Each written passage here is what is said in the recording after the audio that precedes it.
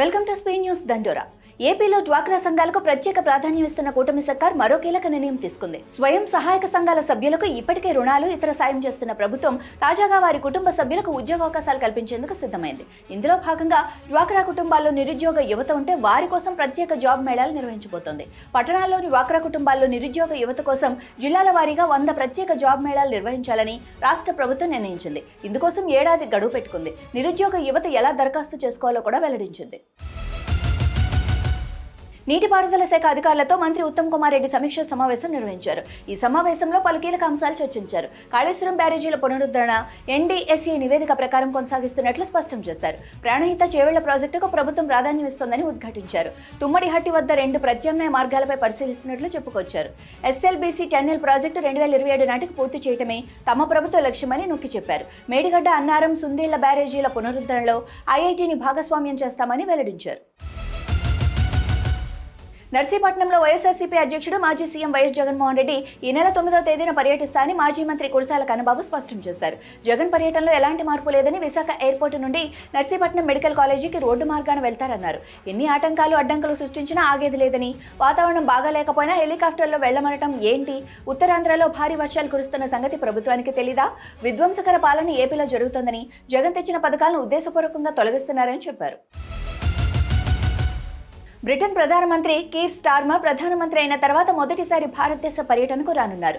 ఇరు దేశాల ద్వైపాక్షిక సంబంధాలను మరింత బలోపేతం చేయడానికి అక్టోబర్ 8 నుంచి 9 వరకు భారత్ పర్యటనకు వస్తున్నారని అధికారులు తెలిపారు. ఈ పర్యటన సందర్భంగా వాణిజ్యం, పెట్టుబడి, సాంకేతిక సహకారంతో 2 దేశాల మధ్య కీలక అంశాలపై చర్చలు జరగనున్నాయి. భారతదేశం UK ఉచిత వాణిజ్య ఒప్పందం FTA పైన, భారతదేశం UK సమగ్ర ఆర్థిక వాణిజ్య ఒప్పందం CETA పైన ఇరు దేశాధినేతల సమావేశంలో చర్చించనున్నారు.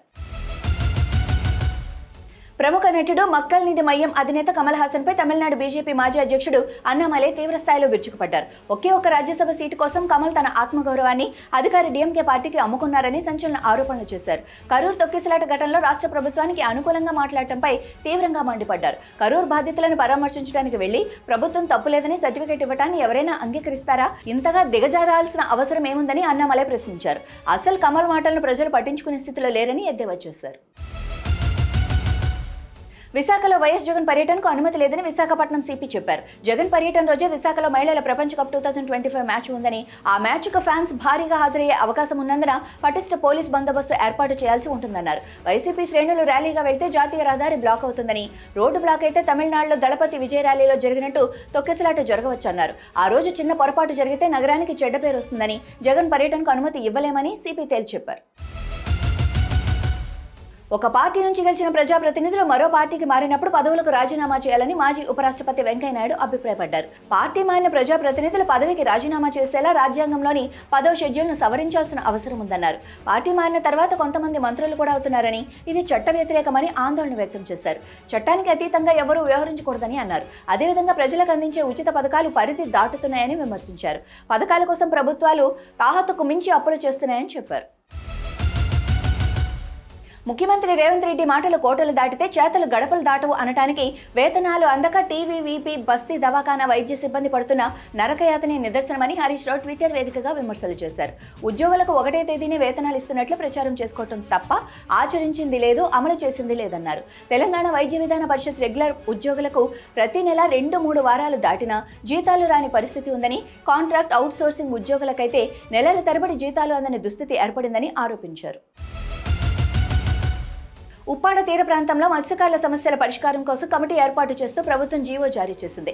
కంపెనీల నుంచి వచ్చే పొల్యూషన్ వల్ల మత్స్య సంపద దొరకటం లేదని, దానిపై ఒక నిర్ణయం తీసుకోవాలని గత నెల 23-24 తేదీల్లో మత్స్యకారులు భారీ ఆందోళన నిర్వహించారు. అక్టోబర్ 10లోపు డిప్యూటీ సీఎం పవన్ కళ్యాణ్ వచ్చి సమస్యకు పరిష్కారం చూపాలని డెడ్ లైన్ పెట్టారు. అప్పటి వరకు వేటకు వెళ్లమని మత్స్యకారులు క్లారిటీ ఇచ్చారు. పవన్ కళ్యాణ్ సూచన మేరకు కాకినాడ జిల్లా ఉప్పాడ తీర ప్రాంత మత్స్యకారుల సమస్యల పరిష్కారం కోసం ఓ కమిటీని నియమిస్తూ ప్రభుత్వం ఉత్తర్వులు జారీ చేసింది. బీహార్ అసెంబ్లీ ఎన్నికలు సమీపిస్తున్న తరుణంలో ప్రతిపక్ష మహాకూటమిలో సీఎం అభ్యర్థి విషయంలో అనిశ్చితి నెలకొంది. ఆర్జేడీ తరపున తేజస్వి యాదవ్ అభ్యర్థిగా ఉన్నప్పటికీ కాంగ్రెస్ నాయకుడు ఉదిత్ రాజ్ ఇండియా కూటమి ఇంకా నిర్ణయం తీసుకోలేదని ప్రకటించడం కూటమిలో అంతర్గత విభేదాలకు అద్దం పడుతోంది. బీహార్ ఎన్నికలకు 30 రోజుల కంటే తక్కువ సమయం ఉన్నప్పటికీ తేజస్వి యాదవ్ నేతృత్వంలోని రాష్ట్రీయ జనతాదళ్, కాంగ్రెస్ ప్రధాన భాగస్వాములుగా ఉన్న ప్రతిపక్ష మహాకూటమి సీఎం అభ్యర్థి విషయంలో ఇంకా స్పష్టమైన వైఖరి తీసుకోలేకపోయింది. మరోసారి కేంద్ర రాష్ట్ర ప్రభుత్వాలపై మాజీ మంత్రి వేముల ప్రశాంత్ రెడ్డి విరుచుకుపడ్డారు. 8 ఏళ్లుగా సాగుతున్న రీజనల్ రింగ్ రోడ్డు ప్రాజెక్టు ఆలస్యంపై తీవ్ర ఆగ్రహం వ్యక్తం చేశారు. ఈ ప్రాజెక్టును కేంద్ర రాష్ట్రం కుమ్మక్కై ప్రజలను మోసం చేస్తున్నారని ఆయన ఆరోపించారు.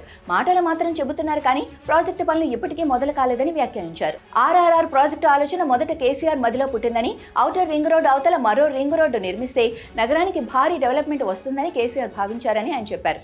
రాష్ట్ర ప్రభుత్వం కేంద్రాన్ని అనేక సార్లు అభ్యర్థించిందని గుర్తు చేశారు. ఇవి ఇప్పటివరకు ఉన్న స్పీ న్యూస్ దండోరా. చూస్తూనే ఉండండి అభినవ్ భారత్.